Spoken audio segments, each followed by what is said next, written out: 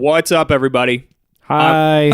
I'm your co-host, Steve Cardy. And I'm the other guy who's also the co-host, Nick Scopoletti. And this is the Strength Squad podcast, and you're here listening to us, with us, for us, about us. Live. Great show for you today, guys. We have our top, is it 5? We're doing 5, right? Yep. Top 5. Yeah. Do you have your list? Yeah. Get that shit. I thought we were doing I forgot the first time. I was like, I don't need it till we do the show. Top 5 or 6 unconventional lifts that everyone should try. Okay, so everyone knows all the standard ones: squat, bench, deadlift, snatch, 69. 3. But we're going to go over top 4. Top 4 unconventional lifts that you should try. Everyone should try. Awesome episode. Thinking outside the box today, guys. Before we get that started, we are going to begin, like usual, with a dad joke. Nick. Will this ever end? Yes. Steve. What happens when a frog's car breaks down? I feel like I can answer it, but go ahead. It gets towed. Oh, boy. No. Quick announcements before we start here, guys. Make sure you guys a meme of like Tony's face reacting to your jokes. We should do that. That would be fucking hilarious. That'd be great. She wouldn't allow it. Wouldn't allow it. Make sure you guys go to our YouTube channel. Make sure you guys subscribe to that. Check out all the great content we have on there. We have some great tutorial videos as well as the video version of our podcast, which if you're trying to see these faces and these nipples, go check it out. Make Steve's sure you guys are pink, mine are darker. Shocking. I know. I don't have any. Make sure you guys go to all Cut of our them off. Check out all of our social media. We do some pretty fun, cool stuff on there. Facebook. Make sure you guys go like our Facebook. Go follow us on Twitter. Follow us on Instagram. Then follow us to our cars. Make sure you guys go to every time. Make sure you guys go to our iTunes, Stitcher, whichever platform you guys are using to listen. Give us a 5-star review. It'd be awesome, guys. It really help the show out. And leave a comment. We love hearing what you guys have to say about the show. One guy left. For real. One guy left a comment that said, "This is the greatest show that's anyone has ever fucking done." And that guy was me. That guy was George Washington. I saw him beat the shit out of a guy with a starfish. That guy was me. Time to slide into those DMs. Send you a picture of our NEWSDZ. This week's Send News, guys, is an article from barbend.com. It's about the Zercher squat and, Zercher carry and anything Zercher pretty much. Proper technique. We're going to talk about the Zercher squat a little bit today, but that's what the article is about. So make sure you guys go check that out.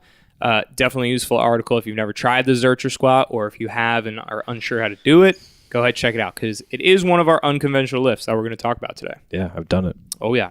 Last week.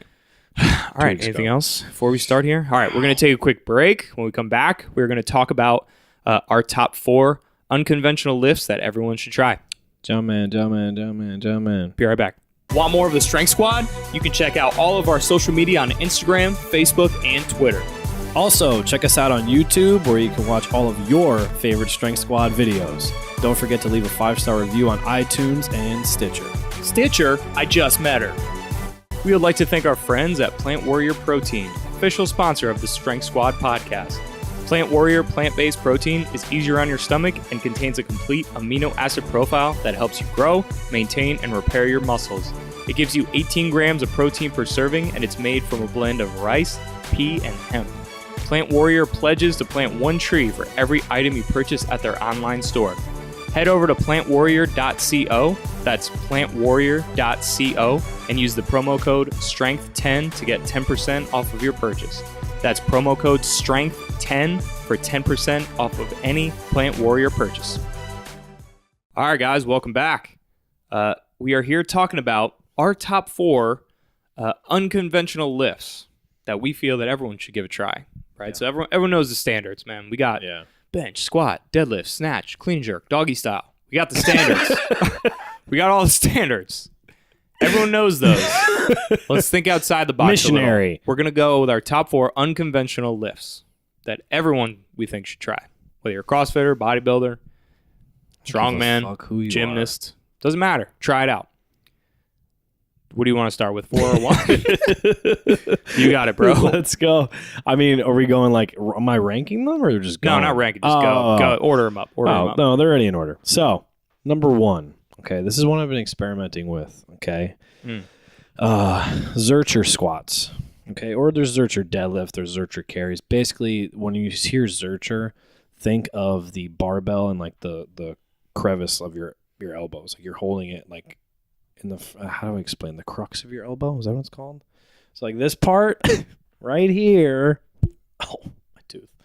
You're gonna hold it right there. Okay, the barbell is gonna be right across your elbows, which for some people they're like, oh, that looks fucking terrible. Again, check out the Send News for this week. It's all about the Zercher squat. Exactly. I just love this because it's a couple of reasons. It's a great way to take the load off your spine. Yes, it's a little bit of load in the elbows, but you can always throw that pad on there or something, whatever. But it's an alternative lift if you know. Different stimulus. Yeah. So for me recently, like I haven't really been able to squat with a bar on my back, at least free squat. I could, box squat and stuff. So I've been doing like Zercher box squats or front box squats, things like that. Just something to do. So, and I think it lights up the front of your core like you wouldn't fucking believe. Oh yeah. I mean, you're holding the bar. You're literally holding it in front of you. And like your arms are, I'll put up something because it's hard to explain. Like you can't see my body, but, yeah, I just like it. It's a little bit, a little bit more core work, and maybe the elbows. You're like, oh, this is fucking.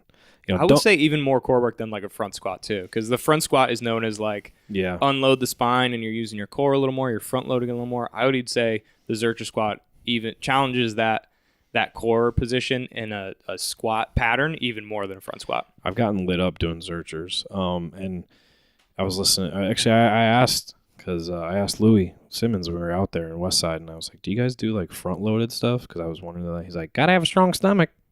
But for them, they're not holding it in their fucking elbows because they make their money bench pressing, right? So why the fuck would they do that? They have a whole, like literally a Zercher holster. It's like a fucking like armor they put on and they hook a barbell into it. You're right. And you could even do it on, this goes segue right into number 2, the belt squat. Belt squat, great tool. I'll tell you what, I never like, I've tried a few of them and I was like, oh, I don't need that, whatever, belt squat. So I get to Westside, we go to they call it their ATP, the athletic training platform. A little different, it's on a cable, weights further away from you. You could load that thing up with plates, with bands. There's a great video of Steve doing fucking power cleans. Check our Insta. Hooked into the belt squat. So think about that. So he's a belt squat. There's a band around it, and he's he's doing a barbell movement. You could put the barbell into that belt squat. This is just the Westside version. There's a million belt squats out there, but I'm just saying that's what I experienced. I tried the belt squat. Actually, Anthony Oliveira, what's up, dog? I was doing a little bit of it, like some marching and things like that with it, and trying some good mornings, like holding a 40-pound med ball. My glutes have never been so lit up, and my back started to feel better. So, and I've been doing things like belt squats religiously, like marching with a band, wrapped around each foot. Because let's face it, not a lot of gyms are going to have a belt squat. These machines cost about $4,000. So why some won't? Some powerlifting gyms will. But a good way to get the benefit of a belt squat is to get a weight belt or a dip belt, hook it like a purple band through there, a jump stretch band on each foot, and just do marches. And you're wondering, like, what the hell does that do? Just trust me. Try it for like 30 seconds to a minute. And one of the things I really like about it is while you're doing these movements, it's tractioning your spine. Like it's pulling your pelvis down. You can't go to anterior pelvic tilt. It's pulling you down, tractioning out the low back. That's what I wanted to bring up. The belt squat gives a super, super different dynamic to the squat because pretty much any form of the squat that you're going to do, it's going to be except for a leg press, but let's not count that, right? Let's not count. No, We're talking fuck about that. squat, freestanding squat. Any version of a squat you do, it's going to involve a barbell that is exerting force downward onto your body, right? So it's essentially the bar pushing down on you, right? Can we agree with that? Front squat, back squat, like any version of squat, like that bar is on you and it's pushing down on you and you are pushing against it, right? In a belt squat, you're getting pulled toward the ground, right? You're not getting pushed down by the bar, you're getting pulled toward the ground, which is a whole different thing, whole different dynamic. Right. It's a great thing. I love the belt squat. One of the things too on there is just like, marches for time. Like we talked about. Up. What, the camera? Yeah, sorry. If we lose it, just keep going if we lose it, because we won't lose the audio. The marches for time is one of the... Louis talks about how he assesses people on machines. And, he'll have like, fighters, all right, march for 3 minutes and hold this 50-pound med ball. Crumble. And if they like, say if like, oh, well, it took them 45 seconds to quit because it was too much, then it's like, all right, well, then their work capacity or something's off, right? It's a great way to fire up the glutes. I even today literally just did this. My back was not feeling good because I haven't done them in a while. I haven't done my sled dragging. And I went to front squat today to a box, and it started to feel shittier and shittier and shittier. And I said, okay. So I took belt squats in between, just marches. And I feel good. It was like, I was like, oh, so I got to keep up with that. Keep doing it. So far we got Zercher squats, belt squat. Now, number 3, lateral sled drags. So we usually see them sled drags with either the sled attached to you, so it's behind you and you're marching, right? Sled marches, or sled drags where you're facing it and you're holding on to something, or it's attached to you and you're pulling it. So again, what do we always talk about? And what does our fucking boy Todd Wright always talk about? Training in multiple planes, right? So when I said a forward sled drag, or forward sled drag, reverse sled drag, what's that? That's front to back. That's our sagittal plane, right? Now the lateral sled drag, if you're hooking up, say like in some commercial gyms they'll do a TRX like hooked up to a prowler. Think of it like that, right? TRX is hooked into the prowler. You got the handles in both hands, and you're going in the frontal plane. You're going lateral. Okay. One of the benefits of that is you're in the frontal plane, so you're working another plane. And you're also working internal and external rotation to your hips. And you're getting a little bit of a lean, okay? So a lateral march. And you're hitting all those unconventional, more adductor, a little bit more on the glutes, things like that. That is, and they're deceptively hard. Like, oh, yeah, I'm just going to, do whatever. And because if you've been just training front to back, once you start going lateral, it's just going to be a whole different world. You're good. Keep going. Just let it chill for a sec. Got you. So that's really what the lateral sled drag does. It's just a way to get some, GPP and get some work in a different plane without the damaging, without eccentrics, right? You're not lifting anything. It's just recovery work, right? That's one of my favorite things. And now, number 4. This has become probably my favorite upper body lift at this moment in time. I was very stuck on thinking, a bench press or dumbbell bench press or this or that, just because of the back and stuff that I've had going on. Me arching the bench press isn't the best. Even like heavy dumbbells on a bench press isn't the best. So I found a great alternative. It was recommended to me. So the Landmine press. So if you've seen the Landmine, just picture like a hole. Looks like a home plate. It's like a metal version of home plate. Then like a hole that you put the barbell into. Okay. And the Landmine has so many uses. I'm just talking about the Landmine press. There's core stuff with it. There's rows with it. There's like picture like you do a T-bar, like anything, right? I'm strictly just talking about the press. So Landmine press is great for a few reasons. It's good for people that like maybe don't have the overhead mobility to just like throw a barbell or throw something over their head, right? To press above their head. Landmine, when you press, you'll be more out at an angle. So you'll be like right in between horizontal and vertical, right in the middle. Landmine is that should be your go-to for those who can't press straight up overhead or have difficulty pressing overhead. Without a doubt. And so and then one of the other benefits of the Landmine press is it's single arm work if you are doing a Landmine press. Okay. There are attachments, like I know Elite FTS has a dope attachment, like a Viking attachment, where it's like you could do bilateral landmine presses with like, there's outer grip and inner grip. That's something I hope to own one day. This has really become one of my favorite lifts, but it's good single arm work. And also a little bit of grip work. You're thinking like, what do you mean grip work? So think you're not holding the thin part of the barbell when you're pressing it, not the middle. You're holding the ends that holds the weight. That's what you're gripping and you're pressing. So it's kind of like a fat grip, right? It's going to force you to squeeze more, activate more muscles. I know like my hands, if I go heavy on landmines, my hands fucking hurt for like a day. They're just like, feel like they're going to cramp. But it's a great way to activate more muscles. What the fat grips preach.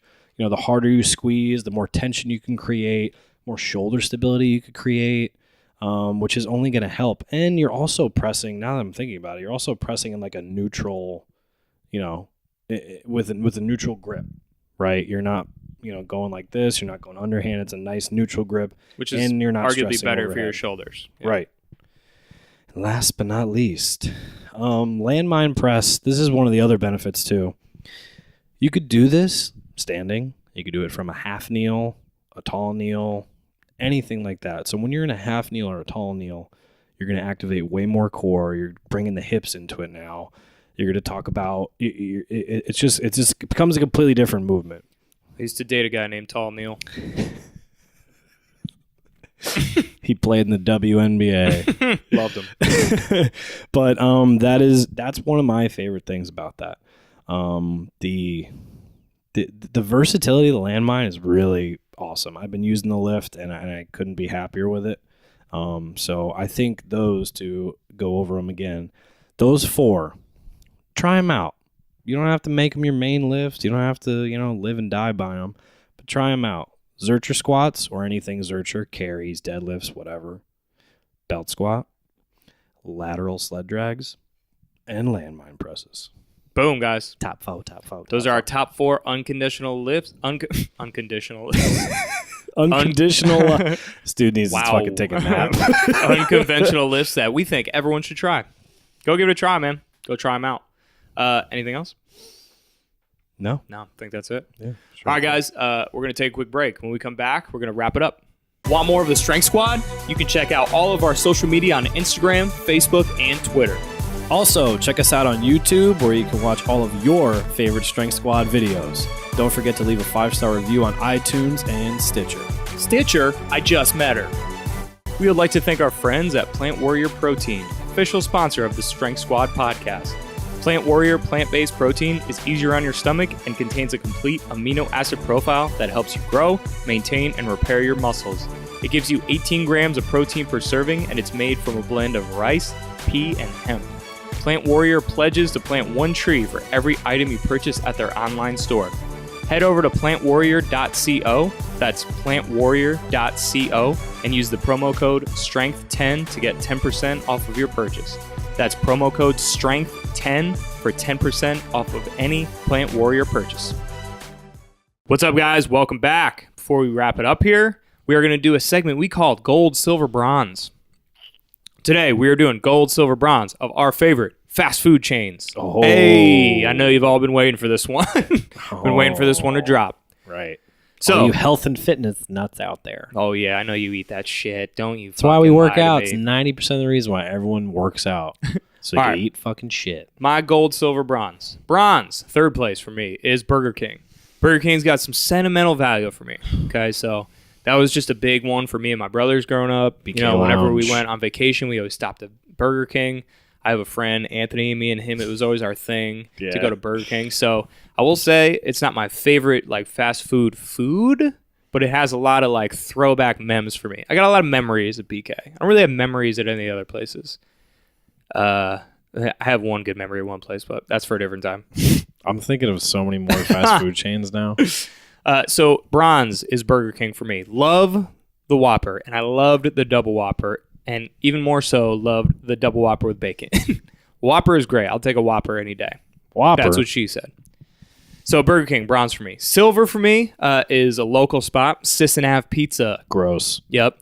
Now, it is a local spot, and if you've never been to Sis and Ave or Hartford, then you're definitely not going to know what it is. But I guarantee you know what it is because it's like every other pizza spot in the world that's open till 4 a.m. That's like a hole in the wall, like really shitty type pizza spots. Literally shitty. It's so good though. So shitty it's good.